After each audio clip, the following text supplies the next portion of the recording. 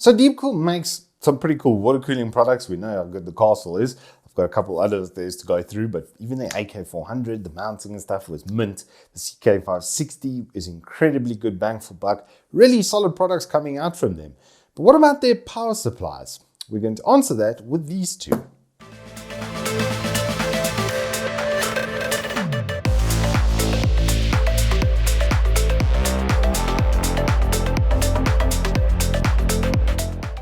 Good afternoon, welcome to Turbo Tortoise Tech. If you're new here, I'm Reese of the 4-piece variety of Wooks Triple XL. I've got two of the power supplies. I believe this one is semi-modular and this one I know is full modular because I already unpacked it and my camera ran out of battery. So it started off well, but back to the show. So we're going to put the 1000 watt to the side for the time being and we're going to be focusing on the 850. I really do like the way Deepcool does their packaging. So they've got the sleeve which sits over the cover, and then there is a plastic sleeve that sits around this, so it's not going to just slide off during transport. And on the back you'll find all of the pertinent information, the wattages for each of the voltages and how many amps they've got. And if you notice, the 12 volt rail is significantly well provisioned. It's got a potential of 846 watts of the 850. And that's the predominant rail for your power supply, well, for your CPU and for your GPUs. So it is very important that that is well provisioned. This is, though, an 80 plus gold. Both of these are 80 plus gold. So it means they get 92% efficiency rating. So 8% off of 850, you're looking at less than 80 watts off, right? And probably about 70 watts off of the quoted 850, which puts it at the high 700s. And then similarly with the 1000 watt, you're looking at 92% of the thousands, 900 watts anytime power. And the bullet point of that is if you really wanted to do like 3090 Ti SLR, for instance, a single 1000 watt with an 80 plus gold would probably be enough for two 300 watt GPUs and then 200 watts of processor and motherboard, etc. that you would have. You would still have like another 120 watts of headroom. So these are beefy to say the least, and I don't think a lot of you are going to need them. But if you want something that's well provisioned, that's probably got some built-in surge protection as well, then you're probably going to want to get something like this 850.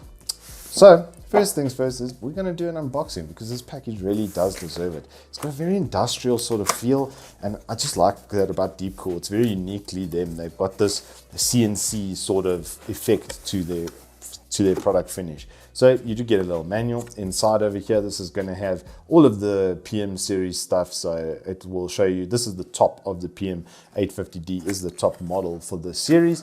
And that'll have all of the pertinent information for connections and that sort of stuff. We only really need this if we stumble while building though. So I would probably like throw that away immediately, just because I've done this 17,000 times. The cables on this come loose here in a bundle, and they are still attached obviously to the PSU because this is not a modular PSU. It is fully built in. So let's see the connections and the power supply itself. Let's have a look around this guy. Okay, so immediately, this one's actually slightly out of their design CR because it's got a honeycomb on the back of it over here. It's got an on-off switch that's very satisfying. That is very positive feeling. Kettle plug in the inverted position. So if it was mounted like that with the fan facing downwards, it would be like that. Nicely done shield, I have to say, with the logo in the middle over here. It is currently protected by a piece of plastic, so I'll get a nice close-up of that for you so you can see. Looking inside the PSU, I do see quite a significant amount of heat sinks, which is always a good sign for the longevity of the system. Has got some shieldings and protections inside of there by the looks of things, plastic isolating pieces, some very that is one big capacitor there in the middle. It's quite a big boy. Looks like it's got a couple of daughter boards off of it as well, maybe for changing, obviously stepping up some of the other bits and pieces. I mean, it is just a transformer at the end of the day, but the build quality is very, very good. I like the sleek sort of neat looking setup. Maybe it would have been nice to have a 850D sticker though on the side for those of us with PSU shards, where we kind of like to show off, you know, that portion of the build that we've got that stable power provision, especially in South Africa.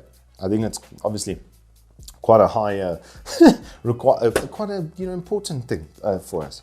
But once again, they've put the voltages and stuff straight onto the power supply, which I really like, because these come with 5-year warranties. So probably in 2 years, you're probably going to want to throw that box out to make space or whatever. But then you might lose those voltages and how many amps you're expected to be able to get from each circuit. So it's nice that they put that straight onto the power supply. I see these are also TÜV certified, which is really tough. Like the German TÜV rating is not a joke. It's very, very difficult. It's like SABS level. Our South African Bureau standards used to be one of the highest in the world, and now TÜV is like that check mark for very difficult. They do all the eye care stuff as well. So, you know, the Germans, they love to measure things and make sure they are within specifications. But undoing this set of cables, we see that they've gone for the non-sort of sleeved approach, which I do really like.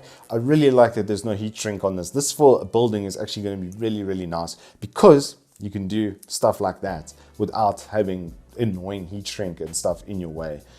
They do have a split on here, so you can use this in older systems. If you've only got a 20-pin system from like 2003, then you can use that on it. They've also got a decent amount of PCI Express. Let me have a look and just have a count over here. So we've got 1, 2, 3 PCI Express.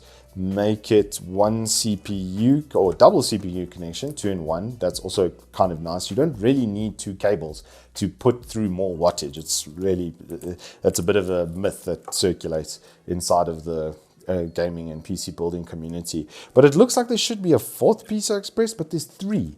Which is interesting. So obviously this one is a bit more set up for big single GPU. That's the idea over here. Definitely going for one large CPU, and they haven't daisy chained these. They've actually left these on individual cables, which is going to give you a really nice look actually inside of the case, with just these nice, you know, blacked out ribbons sort of running in and out of the GPU.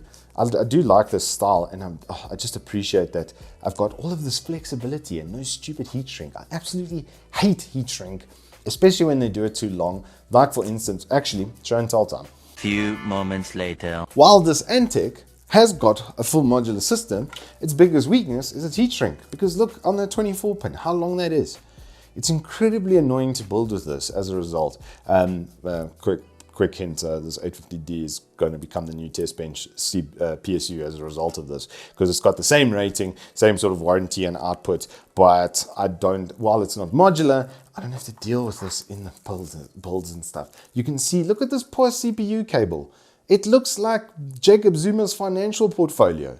So we've also got some SATA connectors over here, quite a few, and some Molexes built in, which is cool. I don't have to use an adapter. There's actually 3 Molexes, and it looks like 6 SATAs. So if you were going to use this for like a small data center type PC and you needed a lot of connections, you can have at least 6 off of this. And then obviously with the Molexes, you could adapt these further, so you could have 9 off of that, 9 drives off of that. That's really, really not bad. I'm actually okay with this triple single setup as well. Like I said, one big GPU I think is the idea with this, and it's not overwrought, this power supply, with extra unnecessary connections. Like, this is what I would say is not bare minimum, but like 80% of complete is what I would say this is. It's just nice as well that these are done so nice and neatly, these Molexes and the SATAs. They actually are using 4 cables, but you can barely tell it. It almost looks like they're using 3. It's 4 for the Molexes, and then it's 5 for the SATAs. So these, I don't know if these will work as well as the SATAs would for drives. It would be interesting to test with an adapter. Most of the time the adapters and stuff do work just fine though. But that's not bad. Like, it's not, I think the price on this is extremely aggressive, which does help its case out a lot. And if you are doing single big GPU, then 850 plus gold is, trust me, it's going to be more than enough. I've had 3090s on these and they run absolutely perfectly. They only draw about, total that system drew was about 500 odd watts. So yeah, there's still like 250 watts on top of that with the 80 plus gold. So that's not bad. I would have liked a modular version of this, but I think, like I say, this one is really going for like a price versus performance sort of setup. They do also give you a set of screws, which usually do come with power supplies, and I do suggest you use these because sometimes the threads differ slightly, and it's always better to use the spec'd ones because of their length. That's the most important thing. Sometimes homies tend to think, oh, the longer screw is better. and then you keep screwing, and then you hit a transformer on the other side, and you short and blow up your PC. So don't do that. Use these instead. Moving on to the full modular 1000 watt though. Oh yeah, you know it. We cool like that. Boom. So same thing, all of the pertinent information is on the back of the package, but as you can see from the front of this is going to be a lot more in line with the general Deepcool CI, which I do like. It is very unique and squarish and machined, I think is the best way to say it. So we've got PSU and we've got our box of cables over here. So we're going to start off with the power supply, if I can get it out of here, with this very thickly packed foam. I mean, the packaging on this is some of the best, you know. This is just a transformer, but look at it. This thing's heavy. Okay, this is a beefy boy. This is probably 2 kilo. I'll put the exact weight and stuff for you on the screen right now, but it's decent. This is fat. Okay, obviously we've got multiple motherboard inputs. They split the 24 pin these days on modulars for the voltage necessities of all the 24, well, all the voltages the 24 pin carries. CPU and PCI Express, got a bunch for peripheral, IDE, SATA and Molex, and then 4 more. So it's 5 for CPU and PCI Express. So I'm assuming it's going to be 3 PCI Express cables again, maybe daisy chain some of them, and then some 8 pins as well. But inside you've got a 120 mm fan once again, nicely set up one as well. This is a combination of pressure and airflow. Bigger blades usually mean pressure, smaller, higher blade count usually means airflow. So this has kind of, you can see kind of in between the two.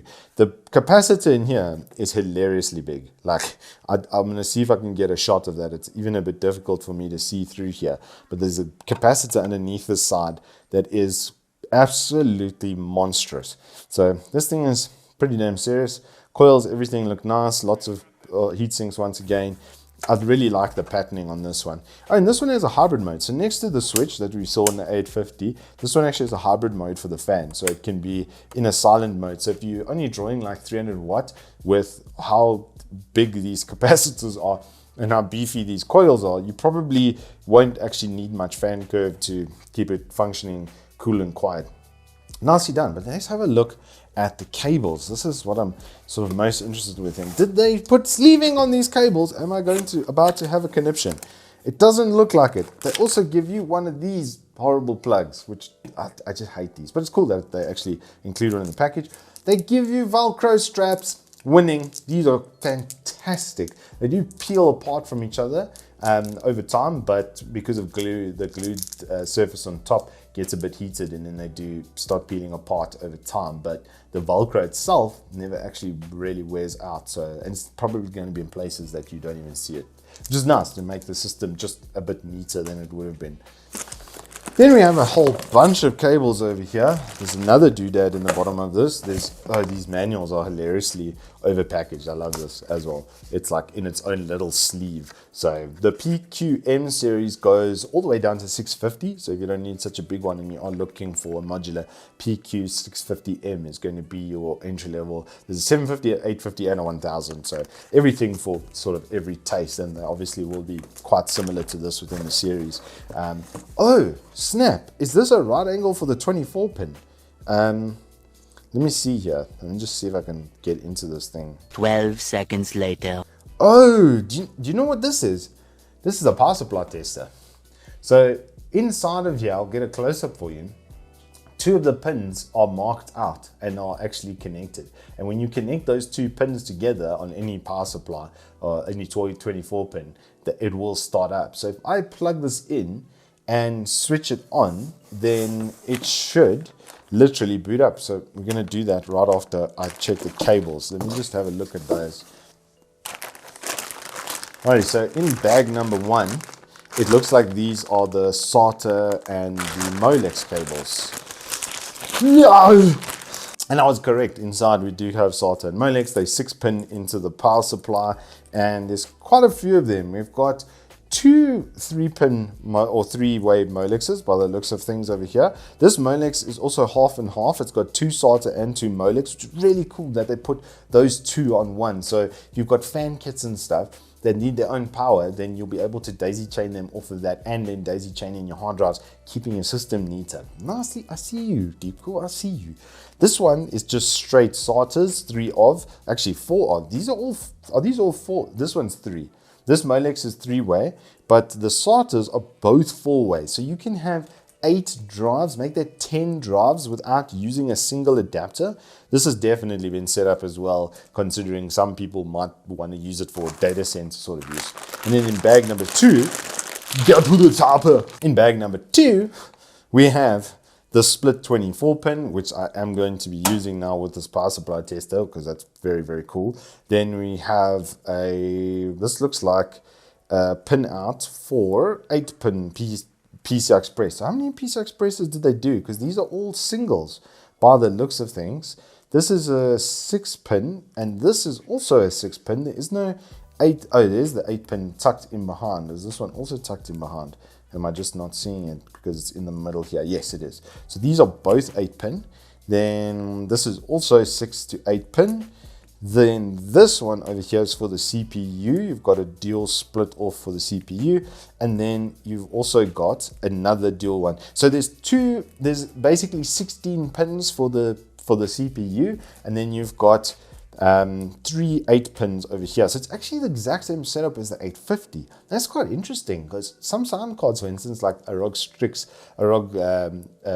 Strix DLX, for instance, actually has its own 6-pin that it requires. So if you've got a GPU that requires 3 of these, then you're going to be left kind of high and dry. And interestingly enough, though, it is the max count over here. So I can't help but feel that these should have been daisy chained, honestly. There should have been 2 on each of, at least one of these should have been split into 2, so you get 4 connections, because as I've demonstrated, if you've got like really high-end components, you're actually going to run out of PCI Express power. So there's a bit of a minus over here, I've got to be honest, from Deepcool. I thought for the 850 it was okay, but for the 1000 watt, there really should be more. I'd say 4 is the minimum, 6 would be ideal, and then you could power 2 very large GPUs with that. But the coolest thing here is this power supply tester, which I'm now going to demonstrate how this works. So these 2 go into the power supply over here. As I said, they do a split 24 pin, and then I'm going to connect the wall power in here, and then basically just flip the switch, and it should turn right on. Alrighty. So, power supply connector just goes in straight like that. It's got Deepcool along the edge of it here as well, which is pretty cool. It seems to be all shielded and ready to go. So now, if I flip the switch, it works! It works! It's alive! That is pretty cool that they include that. So at any point in time, if you just want to be able to check your PSU, any PSU, by buying this PSU, you get a free cool little power supply tester, which I absolutely love. That is so super sick. And then the hybrid mode is for the fan. So if I turn it off, then you'll notice the fan turns off. But can confirm PSU is on. And if I flip the switch, it should turn back off again. Well, there we go. Tick. Obviously. That's pretty cool. I also like that there's quite a bit of time delay in that tick, because that's the solenoid ticking, if I remember correctly, and it's indicative of the capacitor quality, that it takes time to discharge, meaning those things are holding up quite a lot of charge. It should actually give you some mild surge protection. That is actually quite a delay over there. Like, wow. Okay, so this has got a pretty serious set of caps in, but that is just, and this is such a small thing. It probably cost them $5 to include in the package, but this is why I'm really enjoying Deepcool. Is all of this stuff sort of gives me that feeling that someone actually used it to build some products at some point, and these power supplies are no different. The only thing being just this lack of PCI Express connections. That's literally the only modification I would make here. This sort of sleeving with just the rubberizing is so much better for your builds. If you want nice looking sleeve cables, you're probably going to buy an extension kit anyway. So how would that be made easier? Well, if you had cables that could turn on a dime and give you 9 cents change, that might be helpful instead of having those really overwrought like sleeves on them and stuff. These are really, really good. I like what Deepcool has done over here. I think if these fit your niche and you're not worried about expansion for PCI Express and you've got a lot of storage, then the 1000 watt and these modulars is probably going to be right up your alley. They may vary per like sort of level as to what's actually included in the package, like what cables you get. You might not get as many PCI Express, say with the 650 or something to that effect, but the general kit and stuff should be similar. You should be getting things like this in any of the modular packages, and I really do like the look and feel of Deepcool. It's just uniquely Deepcool. Also, I like green and turquoise, and well, their colors kind of in between of those two, so works for me. Anywho, that is all I have for you in this review. If you have enjoyed it, please do hit us up with a like and subscribe, and I will see you on the flip side.